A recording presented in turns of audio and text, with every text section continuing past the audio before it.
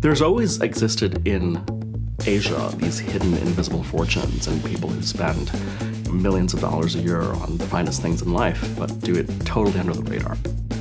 How much of my book is based in reality? About 150%.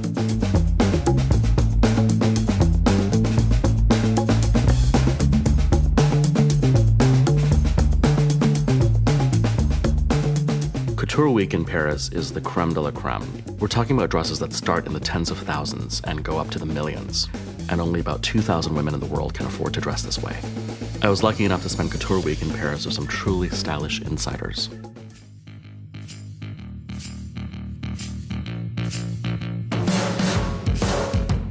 Heart Evangelista. She's really the darling of the Philippines. She's one of the most acclaimed actresses. She's also a really gifted artist. She's had amazing museum shows in the Philippines of her paintings.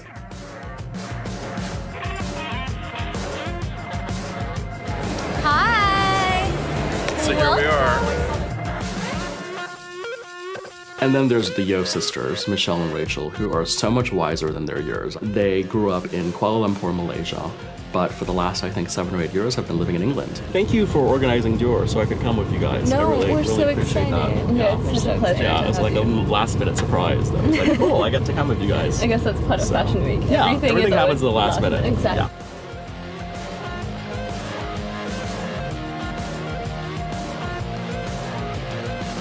Fei Ping Chang is this dynamo. She, I think, was raised partially in Sydney and in Singapore. She now makes Hong Kong her home, where she's become one of the most important fashion influencers in Asia. It's always nice coming back to Fashion Week and you join your fashion family and see everybody.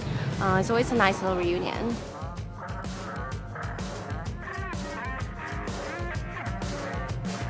I don't think Americans, for the most part, really understand how this level of Asian women shop.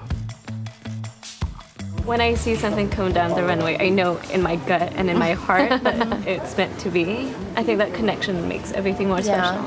Everything's really about this private experience. Couture itself was made to make the client feel special. Exactly. It's made for you. Going to these very exclusive fashion shows and then going for your private fittings. But then also there are jewelry showings and jewelry parties where they meet jewelers and select stones and really be in that world of helping to create what they buy. So the spending is on a whole other level. I really want to see the behind the scenes. Yeah. And the seamstresses are the real heroes. Yeah, Definitely. that's true. It's so nice to see where all the materials and all the embroidery comes from before it gets to the runway. Like Lesage, I'm in love with. Like the embroidery is just so beautiful, and like all the shoes for Chanel is like made in Massaro.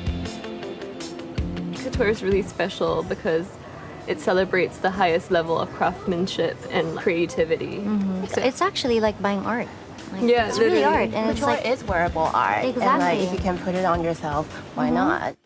There are only about 15 haute couture designers in the world because the standards are so high.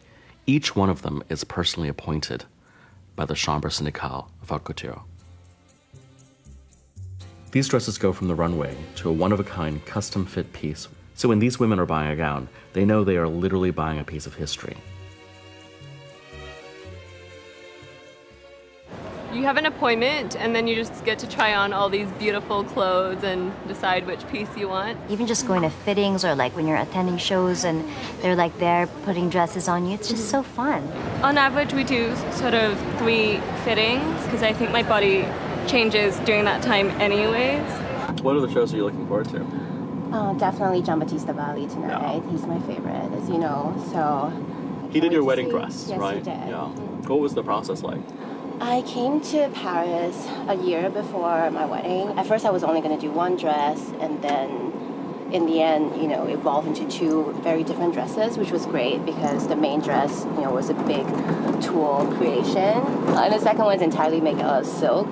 So, and it had these handcrafted petals that he pinned like each petal on.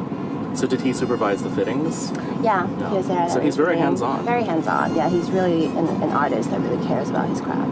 It's such a beautiful, magical experience. Even if you don't put it on yourself, like No, you even just looking archive at it, it, right? it's just perfect. I mean, it tells a story of this time when I went to Paris.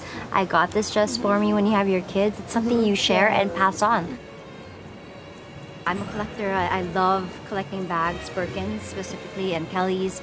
It's a really good investment. You do the most beautiful customizing on Birkins, so you paint on them, don't you? Well, I mean, I when do. did that start? I had a lizard skin Birkin, and it was orange, and I was eating French fries at Chili's. Oh gosh. And they had grease. cheese on, yeah. So No, yeah. I did not notice that it was already under my bag when I brought it home. I tried to clean it, I asked around, and it was just impossible to fix. So I said, okay, why don't I paint on it? And I loved it. Do you get a sense that you are part of this new generation of sort of fashion influencers? I don't You go know to if these we are shows? influencers, and that's the thing. I think we Yeah. are. I think We just enjoy the shows. Because, I mean, we started with our mom originally when we were like 10. My love for fashion really came from my grandmother. She only ever wore Escada and Chanel. I think anyone that enjoys the beauty in life loves fashion to a certain extent. You know, there's no other way to put it. They lived these lives of imperial splendor.